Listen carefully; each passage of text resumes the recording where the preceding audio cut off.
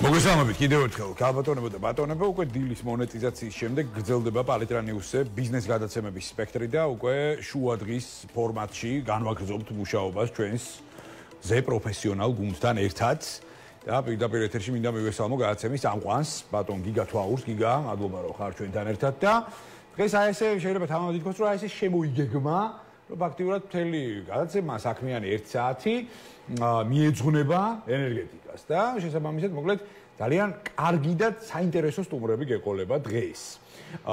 თემები და სასაუბრო გასაშლელი სპექტრი არის საკმაოდ ფართო, საკმაოდ სენსიტიური და ძალიან მნიშვნელოვანი ჩვენი ენერგოსისტემისთვის, ალგეული მიმართულებებით, აქედან გამომდინარე მოკლედ გამარჯობა კიდევ ერთხელ და გისმენ ყურადღებით. მოგესალმები სანდრო, მადლობა შესაძლებლობისთვის. გადაცემა მონეტიზაცია ყოველ 4 შაბათს აგრძელებს ტრადიციულად მწვანე ენერგიის მხარდაჭერას და დღევანდელი გადაცემის ფარგლებში მოვიწვიეთ სტუმრად მზის ენერგიის ასოციაციის თანადამფუძნებელი და ჰელიოს ენერგი ჯორჯიას ხელმძღვანელი ბატონი თორნიკე დარჯანი. მოგესალმებით თორნიკე. მოგესალმებით. მოკლედ, ბევრი შესავალი თორნიკეს არ ჭირდება, იმიტომ რომ ჩვენი გადაცემის სტუმარი ხშირად არის. სხვათა შორის დაგვიბრუნდა ჩინეთიდან. სულ რაღაც 1 კვირის წინ ამით რომ დავიწყოთ თორნიკე, ჩინეთში თქვენი ვიზიტის მიზანი და რა მნიშვნელოვანი სიახლეები ჩამოიტანეთ მზის ენერგიის მიმართულებით, ტექნოლოგიური კუთხით გეკითხებით რა თქმა უნდა. მადლობა მოწვევისთვის.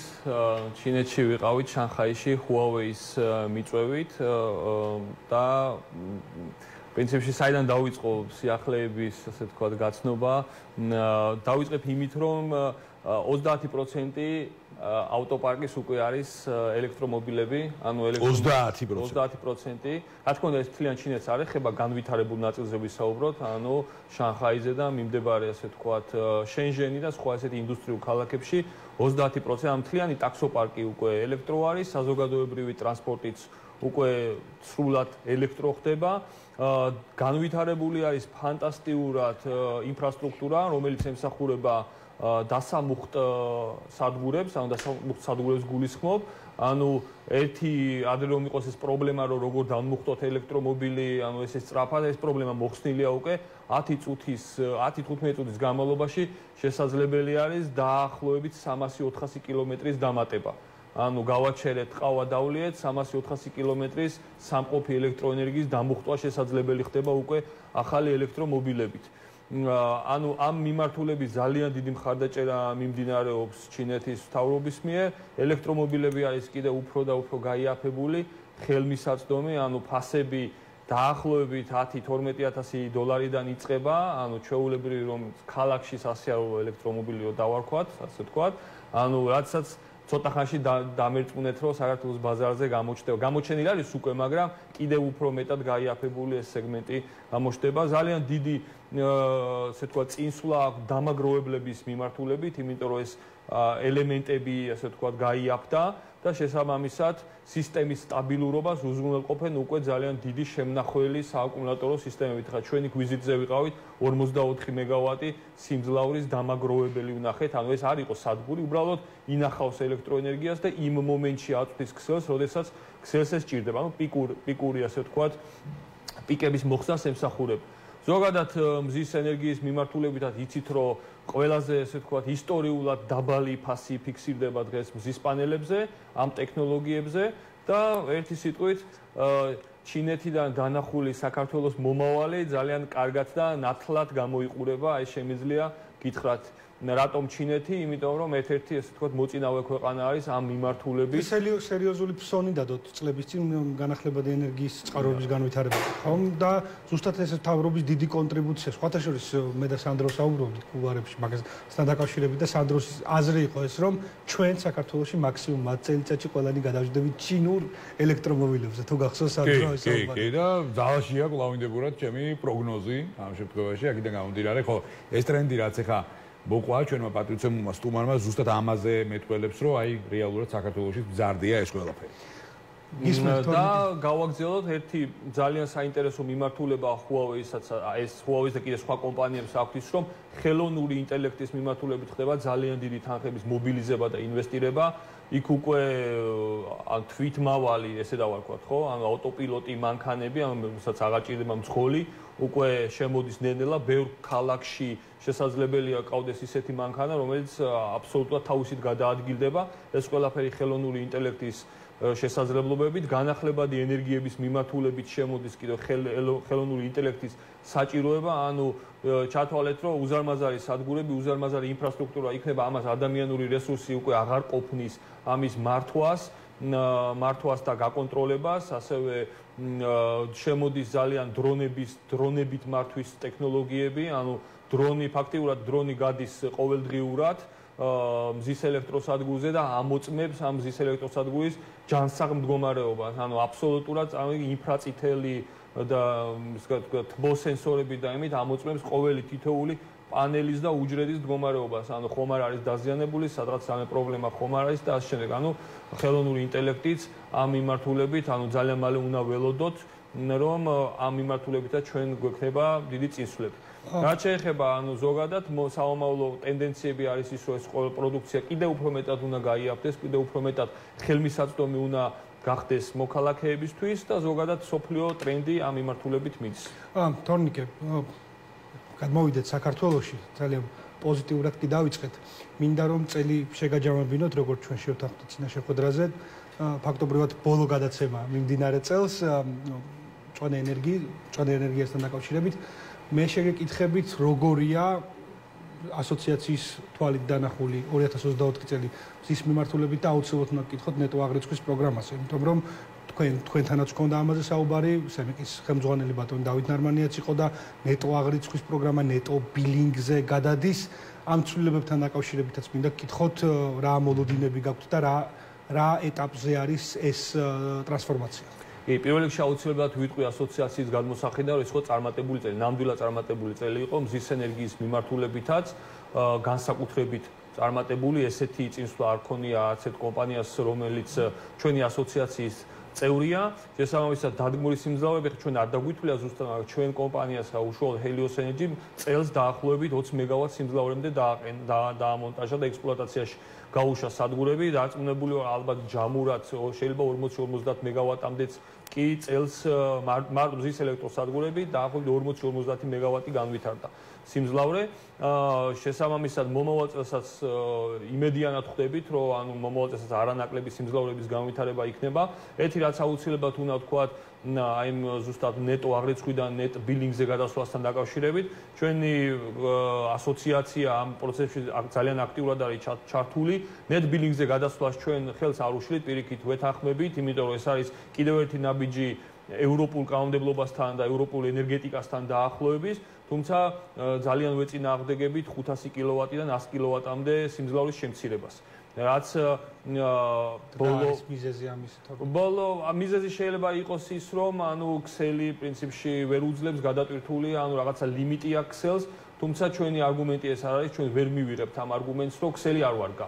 ანუ თუ ჩვენ გვინდა რომ ვიაროთ Mercedes-ით, უნდა დავახვედროთ კარგი გზა, ხო? თუ ჩვენ გვინდა რომ მწვანე ენერგიები განვავითაროთ და ამისი ინტეგრაცია შევძლოთ, ჩვენ უნდა გავწიოთ ინვესტიცია ქსელში და უნდა გაუმჯობესდეს ქსელის პარამეტრები. შესაბამისად 14%, რაც ჩვენ ეხლა გვაქვს ზღვარი დადგენილი და თუ 14% შეივსო, ასე ვთქვათ, შემდგომ 500-დან 100 კილოვატზე უნდა გადავიდეს, ნიშნავს პროცესის შემცირებას. ჩათვალეთ, რომ, რა ვიცი, დაბრუნებას 2021 წლამდე. ხო, აი ეს შევაფასოთ, მოდი შეკითხვაში დავაფორმირებ. 2018 წელი იყო თუ ზუსტად მახსოვს, როდესაც სემეკმა 100 კილოვატიანი ქსელზე დაერთების ლიმიტი მიკროსიმძლავრის 500-მდე გაზარდა. 2020 წელი, 20-21 წელში მოხდა ეს. ხო, კი ბატონო. მე მაინტერესებს, ანუ დღეს რა შედეგი გვაქვს და მართლა თავს ვიწონებთ ბოლო ფაქტობრივად 2-3 წელი, ხო? სადაც თუ არ ვცდები 120 მეგავატს მიაღწია ნეტოში ჩართულმა ჯამულმა სადგურებმა. იყო თუ არა ეს ამ ინიციატივის დამსახურება და როგორი მოლოდინი გაქვთ 2025 წელს? შემცირება რას გამოიწვევს თორნიკე? რა მოლოდინები აქვს ასოციაციაში მყოფ წევრ კომპანიებს? ჩვენ ამას იმდენად საფრთხედ განვიცდით, რომ ვფიქრობთ, რამდენიმე კომპანია შეიძლება საერთოდ ბაზრიდან გაქრეს, ანუ და ბიზნესი შემცირდეს. ჩვენ კომპანიასაც ალბათ მოუწევს კადრების შემცირება, იმიტომ რომ ამხელა ასე თქვა მოთხოვნა აღარ იქნება ბაზარზე. პრობლემა არის მეორეს მხრივ ისიც, რომ აქეთ მხარეს დიდი სადგურები, ის ასე თქვა ბაზარი ვერ ვითარდება და ჯერჯერობით ვერ გადავედით იმაზე, რომ დავიწყოთ არა 500 კილოვატი, არამედ ქსელური ტიპის დიდი სიმძლავრის სადგურების მშენებლობას, ანუ ეს ყველაფერი ერთმანეთთან თანხვედრაში, ანუ ბაზარს ჩვენ რაღაც დონეზე ვაჩერებთ, ჩათვალეთ, რომ ეს იქნება გაჩერება, დაპაუზება, ის რაც იყო 2021 წლამდე. და 2021 წლამდე წელიწადში დაახლოებით 20 მეგავატის სიმძლავრის სადგურები იდგებოდა და ეს იყო და ეს, ანუ ჩვენ ხა კითხვა უნდა დავსვათ, ჩვენ გვინდა რომ დაუბრუნდეთ 2021 წლამდე პერიოდს, თუ ჩვენ გვინდა რომ წინ წავიდეთ და განვითარდეთ. ის რაც ერთი არის ეს ტექნიკური მხარე არგუმენტაცია სემეკის მხრიდან და მეორე არის ფინანსური არგუმენტაცია, იმიტომ რომ ჩვენ ვიცით რომ სარგებლობს შეღავათით, კერძოდ არ ვიხდით გატარების საფასურს და ამაზე ძალიან მკაცრი პოზიცია გვაქვს, გადავიხადოთ. ანუ თუ არ ვწდები 2027 წლამდე უნდა ყოფილიყო. 2027 წლამდე კი ბატონო, მაგრამ თუ ჩვენ ვამბობთ რომ შეივსო ის ლიმიტი, რომელიც ლიმიტიც ასე თქვა დაშვებული იყო, თქვათ რომ გაგრძელდეს ეს ყველაფერი, მაგრამ ეს ყველაფერი არ დააწვის ტარიფს. და ყველა ვისაც ენდომება 500 კილოვატის სიმძლავრის აშენება, ჩვეულებრივ გადაიხადოს გატარების საფასური, რაც უნდა ისედაც გადაიხადონ ახალმა სადგურებმა 2027 წლიდან. ანუ ეს შემოვიღოთ მანამდე. მაგრამ ის რომ 500 კილოვატიდან 100 კილოვატამდე შემცირდეს, ეს ჩათვალეთ რომ უკვე აი ჩათვალეთ დაახლოებით კიდე შედარება რო გავაკეთო 8 სართულიანი корпуსის აშენების შესაძლებლობის მაგივრად რომ მოგცენ 2 სართულიანის შენებლობის შესაძლებლობა, ხო ეს ბიზნესურად, ასე ვთქვათ, ფინანსურად ეს უკვე მომგებიანი აღარ არის. ამიტომაც უკვე კომპანიების მხრიდან, დიდი კომპანიების მხრიდან დაინტერესება გაქრება მზის ენერგიაში ინვესტირების და კიდევ ერთი აუცილებლად მინდა ვთქვა, რამხელა ბენეფიტი აქვს ამ პროგრამაზე, რამხელა ბენეფიტი მოიტანა განსხვავებით სხვა ენერგეტიკული პროგრამებიდან, რომელიც ქვეყანაში მუშაობს ხარდაჭერის. ნეტო აღრიცხვა იყო აბსოლუტურად აი 99% შემიძლია თქვა ქართული ბანკების მიერ დაფინანსებული, ქართული კომპანიების მიერ აშენებული და ქართული სამუშაო მუშახელის მიერ განხორციელებული პროექტი. ანუ აბსოლუტურად შიდა ინვესტირებით მოხდა ამ ყველაფრის გაკეთება და არ ყოფილა ასე ვთქვათ გარე კაპიტალის შემოდინება, რომელიც საბოლოო ჯამში მე ისევ გადინება ხდება მოგების თვალსაზრისით. ანუ ამ პროგრამის ფარგლებში ყველა ვინც სარგებელს ნახულობს, ხომ? ეს თანხა და ეს ფული აბსოლუტურად ქვეყანაში რჩება. განსხვავებით სხვა ენერგეტიკული პროექტებიდან, სადაც ინვესტორი თუ უცხოელია, იმას მერე თავისი მოგება გარეთ გააქვს. ჩვენ შემთხვევაში ეს ყველაფერი ქვეყანაში რჩება. იმიტომაც არის ეს პროგრამა ზოგადად უნიკალური. თორნიკე, აუცილებლად ჩაგეკითხოთ, მეც ცალსახათი კვლევაც მაგ გაკეთებული, როგორც ისახ თქვენც მონაწილეობდით, რამდენად იმუშავა ამ 100-დან 500-მდე ტრანსფორმაციამ, როგორ გაზარდა მომართვიანობა. თუმცა იქნება აუცილებლად ჩვენთან სემეკის წარმომადგენლები, რომელიც ამას გაშლის დეტალურად და ახსნის თავიანთი პოზიციიდან გამომდინარე, მაგრამ მინდა რომ მაინც იმ თემას დაუბრუნდე, რაც არის ქსელის არასტაბილურობა. ზოგადად ქსელზე გვინდა დაგველაპარაკოთ შენი შეხედულებით, რამდენად სტაბილური ან არასტაბილურია ქსელი და რა არის გასაკეთებელი სამომავლოდ ამ ყველაფრისთვის. ჩვენ ქსელის მიმართულებით ეს სემეკმაც განაცხადა ცოტა ხნის წინ, რომ გაუორმაგა ენერგოპროსას და თელასაც ქსელში ინვესტიცია. ანუ მე მინდა რომ ყველა მოქალაქემ თვითონაც ჩვენთანგან ესე შევხედოთ. ეს ქსელი ისევე როგორც გზები და სხვა ინფრასტრუქტურა არის ჩვენს მიერ ასაშენებელი. და ჩვენს მიერ დასაფინანსებელი კი არავის არ მოწმობს ტარიფის ზრდა და რა თქმა უნდა არ არის ტარიფის ზრდა კარგი, მაგრამ გარდაუვალია რომ ჩვენ თუ გვინდა რომ გადავიდეთ განახლებად ენერგიაზე, ჩვენი საკუთარი გენერაციის ობიექტები გქონდეს, ამას უნდა გადავიხადოთ საფასური. უნდა გადავიხადოთ ამის საფასური და ეს თითოეულმა მოქალაქემ თითოეულმა ჩვენთაგანმა უნდა გააკეთოს და გადაიხადოს. სხვა გამოსავალი არის ფანტასტიკური მაგალითი არის ამისი აფხაზეთი. აფხაზეთში 90-ე საბჭოთა კავშირო დაიშალა, იმის შემდგომ ხელი არ მოუკიდათ არაფრისთვის. კატასტროფულ მდგომარეობაში არის ქსელი და ჩათვალეთ რომ აი მოქალაქეებს შუქეთად ალბათ გეცოდინებათ ეს ბოლო განვითარებული პერიოდი, ხალხს შუქი არ აქვს. იმის გამო რომ ქსელი არ ვარგა ამასთანავე გამრიცხველიანება არ არის, ბევრი პრობლემა არის. აი კლასიკური მაგალითი, ჩვენც იმ მდგომარეობაში ვიყავით და დღეს მოვედით აქამდე, რომ ელექტროენერგიის პრობლემა არ გვაქვს, მაგრამ ჩვენ გვინდა რომ უფრო შორს წავიდეთ და ვთქვათ, რომ ჩვენი 2030 წლამდე პარლამენტის მიერ დამტკიცებული სტრატეგიით უნდა ვიყოთ ნეტო ქვეყანა, ნეტო გულისხმობს იმას, რომ იმდენი ენერგია უნდა ვაწარმოოთ, რაც ჩვენი მოხმარებისთვის არის საკმარისი. ამას ჭირდება, რა თქმა უნდა, ქსელში ინვესტიცია, სემეკმაც იცის ეს ყველაფერი, სახელმწიფომაც იცის და ამ მიმართულებით, მოქალაქეებმაც უნდა გავიაზროთ ის, რომ ეს ყველაფერი ჩვენი გასაკეთებელია, ჩვენი გასაწევია ეს ინვესტიციები. კი ბატონო, ტარიფის გაზრდა, რა თქმა უნდა, არაპოპულარული საკითხია 100%-ად დახვევა, თუმცა მეორე ამბავი არის, რომ ჩვენ რაღაცა ურაპატრიოტული მოტივებით არ ვიაროთ ურათი და ნამდვილად თუ საჭირო არის ქსელის განვითარება ძალიან გვჭირდება, იმიტომ რომ მოსაოდნელი პროექტები და რა გეგმაც გვაქვს მოკლევადიან და საშუალოვადიან პერსპექტივაში ის რომ გავაკეთოთ ქსელი ნამდვილად გვჭირდება. თორნიკე, აუცილებლად უნდა გკითხო ინდუსტრიულ მზის ელექტროსადგურებს. ჩვენ საუბრობდით ახლა მიკროსიმძლავრეზე. როგორც ჩვენთვის ცნობილი არის რაღაც კონკრეტული პროექტები, რომელიც დამუშავების პროცესშია, მაგრამ რაოდენადაც კრიტიკულად არ უნდა ჟღერდეს, ჩვენ დღეს კიდევ არ გვაქვს ინდუსტრიული მზის ელექტროსადგური, ხომ?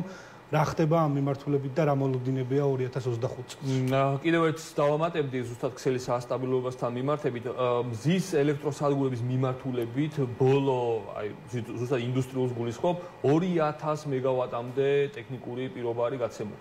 ანუ ჩათვალეთ, რომ 2000 მეგავატამდე მიმართვა ქონდა გადამცემ და გამანაწილებელ ქსელს, გაიცა ტექნიკური პირობები და წესი და რიგით მომდევნო 5 წლის განმავლობაში 2000 მეგავატი უნდა აშენდეს ეს მარტო მზის ელექტროსადგურებზე საუბრობ. თუმცა დამაბრკოლებელი ამ ყველაფერში არის ისე და ისე ხშირად მithქვამს, ანუ ეს გაწელილი პროცესი, რომელიც მინიმუმ 1 წლიდან 2 წლამდე იწელება. პირველ აუქციონში გამარჯვებული პროექტები, რომელიც იყო, აი დაახლოებით ეხლა მიიღეს მშენებლობის ნებართვა. ამიტომ ამ ყველაფერს დრო ჭირდება, ჩვენ ყოველთვის ვამბობთ იმას, გვაქვს კომუნიკაცია სამინისტროსთან, რომ მაქსიმალურად უნდა შევეცადოთ, რომ ეს პერიოდი დავაპატაროთ განსაკუთრებით პატარა სიმძლავრის გულისხმობ 2 მეგავატ სიმძლავრემდე სადგურებისთვის. თუ ეს ჩვენ ვერ შევძელით და არ გავაკეთეთ, ანუ ჩათვალეთ, რომ ეს პროექტები იქნება დროში გაწელილი, რაც როგორც ინვესტორს აზიანებს, ასევე მშენებელ კომპანიებს გვაზე, იმიტომ რომ ვერ ხდება უკვე პროგნოზირება იმისი თუ რა ფასში და რა ღირებულებაში შეძლებ აშენება. დღეს რო დაითვალე და ჯდებოდა X თანხა, 1 წლის და 2 წლის მერე უკვე სხვა ღირებულება აქვს იმ მშენებლობას და იმ პროექტის განხორციელებას. ანუ ისევ და ისევ იმ პრობლემების წინაშე ვდგავართ, ასევე დავამატოთ ისიც, რომ ქვეყანაში შექმნილი მდგომარეობა ძალიან ცუდად მოქმედებს ამ ყველაფერზე. ბევრი ინვესტორი თავს იკავებს უკვე გულისხმობ ევროპელ და უცხოელ ინვესტორებზე თავს იკავებენ ინვესტირებისაგან. თქვენ გეცოდინებათ, რომ გრედამ მიმართა სამინისტროს წერილით და ანუ ეს წუხილები შეატყობინა თუ რას გამოიწვევს, ანუ ჩვენი დააშორება ევროპული, ესე ვთქვათ, ევროპისკენ წინსვლისკენ, იმიტომ ჩვენ არა მხოლოდ რიგ მიმართულებებში მივიწევთ ევროპისკენ, არამედ ენერგეტიკაში ჩვენი თანამშრომლობა ევროპასთან ძალიან სიღრმისეული. ეს მინდა რომ ძალიან ასე ვთქვათ ხმამაღლა ვთქვა. ფაქტობრივად ყველა ეს რეგულაციაც Energy Community-სთან პირობების ნაწილია, რომელიც როგორც Energy Community-ის წარმომადგენელმა აქვე მოვიკითხავ ქალბატონ სალომე ჯანელიძეს, განაცხადა არის ევროკავშირის მოსაცდელი ადგილი, კარი, საიდანაც შედიხარ. აუცილებლად თორნიკე უნდა გკითხოთ, მინდა რომ გამოვიყენო მაქსიმალურად თქვენი ვიზიტი. გერმანიის KfW-მ შეაჩერა კონკრეტული დაფინანსება საქართველოსკენ მომავალი, ეს არის 237 მილიონი ევროს. ცოტა სხვა მიმართულებას ეხებოდა, ეს იყო მწვანე წყალბადის მიმართულება, თუმცა მე მინდა რომ ანალიზი გავაკეთოთ, რომ რამდენად, იმიტომ რომ ჩვენ ვიცით, რომ ძალიან დიდი კონტრიბუცია არის EBRD-ის, ხომ, ამ მწვანე ენერგიის განვითარებაში. აუცილებლად აი ამასთან დაკავშირებით გითხარი, რა საშიშროება ხო არ გველოდება თქვენი შეფასებით და შემდეგ უკვე დავიხსენებთ. მე მინდა რომ ერთ-ერთი ჩვენი ძალიან კარგი მაგალითი მოვიყვანოთ, აი ჩარდახში ჩვენი სადგური ავაშენეთ და 80,000 ევრო მოგცა EBRD-მ გრანტი. ჩათვალეთ, ეს იყო ევროკავშირის გრანტი. ეს მარტო ჩვენ მაგალითზე ჩვენი კომპანიის დაახლოებით 100-მდე პროექტი მაქვს გაკეთებული მცირე და საშუალო ბიზნესის, სადაც ანუ აი ეს გრანტი გადაეცა ქართულ ბიზნესს. ანუ ჩათვალეთ რომ ეს თანხა იყო ნაჩუქარი თანხა, რომელიც მოდიოდა EBRD-ის ხაზიდან და ამასთანავე EBRD-ის საკრედიტო ხაზი და საკრედიტო დაფინანსებით აქვს ნასარგებლი ძალიან ბევრ დიდ კომპანიას საქართველოში, რომლებსაც სესხები აქვთ აღებული, რა ვიცი, 2, 3, 4, 5%-ში. ანუ IAP საკრედიტო ხაზი. ეს ყველაფერი იყო იქიდან გამოწვეული DCFTA-ის ფარგლებში, ანუ ჩვენი ევროპასთან ეკონომიკური დაახლოების ფარგლებში ევროკავშირი გამოყოფს ამ თანხას იმისთვის, რომ ჩვენ დაგვეხმაროს სხვადასხვა მიმართულების განვითარებაში. დაახლოებით 100 მილიონი ევრო არის ინვესტირებული ენერგეტიკულ პროექტებში. ესეთი IAP-იანი კრედიტით. რომელიც ჩათვალეთო ჩვენ თუ გაგვიქრა, ხო? მოგვიწევს ძვირიანი სასესხო პროდუქტით სარგებლობა, რაც რიგ შემთხვევებში უბრალოდ ვერ გამოვიყენებთ, იმიტომ რომ თვითონ უკვე აღარ იქნება პროექტი განხორციელებადი ძვირიანი საკრედიტო პროდუქტით. ანუ EBRD-ის მხარდაჭერა, KfW-ის მხარდაჭერა, მე კიდევ ვახსენებ GIZ-ის სხვა გერმანული თუ ევროპული ფონდების მხარდაჭერა არის ძალიან მნიშვნელოვანი ენერგეტიკისთვის. და კიდევ ერთი რაღაც მინდა ვთქვა, ზოგადად ნებისმიერ ბიზნესში, ასევე ენერგეტიკაშიც. როდესაც EBRD პროექტს აფინანსებს და როდესაც ევროპული ბანკი შემოდის, ამ პროექტს აქვს აბსოლუტურად სხვა სანდოობა. ანუ ჩათვალეთ, რომ ეს არის ბეჭედი ამ პროექტის სანდოობაში. თუ ეს სანდოობა გვერდით არის და ასე ვთქვათ, არ გვაქვს, პროექტი რთულდება. მისი განხორციელება რთულდება და ზოგადად ყველაფერი რთულდება. ამიტომ ჩვენ ზოგადად ქვეყანამ უნდა ვიფიქროთ იმაზე, რომ როდესაც რაღაცას დავშორდებით, საიდან მოგვაქვს IAP კაპიტალი. ჩვენ არავინ დედამიწაზე და პლანეტაზე IAP კაპიტალს არ მოგცემს და არ გვაჩუქებს, რომ არიქ ამოდი ქართველებს დავეხმაროთ, თავიანთი, ასე ვთქვათ, ბიზნესი განავითარო. ეს არის მხოლოდ და მხოლოდ შესაძლებელი ევროპასთან ურთიერთობით, ევროპასთან ახლოს ყოფნით და აბსოლუტურად გეთანხმებით. აბსოლუტურად გეთანხმებით. იმედია ყველაფერი გამასწორდება თორნიკე და შევახსენებ ჩვენს მაყურებელს დიდი მადლობა სტუმრობისთვის. ჩვენი სტუმარი იყო თორნიკე დარჯანია, მზის ენერგიის ასოციაციის თანადამფუძნებელი. ჩვენ თორნიკე ამ ფორმატში უკვე მომავალ წელს შევხვდებით. კიდევ ერთხელ დიდი მადლობა. კარგ დღეებს გისურვებ, მრავალ ახალ წელს დაესწარი და იმედია ის შიშები არ გამართლდება და ყველაფერი მინიმუმ ისე იქნება, როგორც აქამდე იყო. წარმატებული 2025 წინასწარ გილოცავ თქვენს მაყურებელსაც ულოცავ და დარწმუნებულია რომ ყველაფერი კარგად იქნება. მადლობა თორნიკე. ჩვენ რეკლამაზე და მოგლეთ პატარა რემარკაც რო გავაკეთოთ ახლა ამ შემთხვევაში საუბრის არის ის რომ კიდევ ერთხელ მნიშვნელოვანია აქცენტირება ევროპულ გრანტებზე და ფაქტობრივად ყველა მიმართულებას ეხება ეს არა მარტო ენერგეტიკის მიმართულებას, ყველა სექტორში ანალოგიური სიტუაციაა და შესაბამისად მეტი აქცენტირება და მეტი სიფრთხილე არის საჭირო ჩვენ დასავლელ პარტნიორებთან.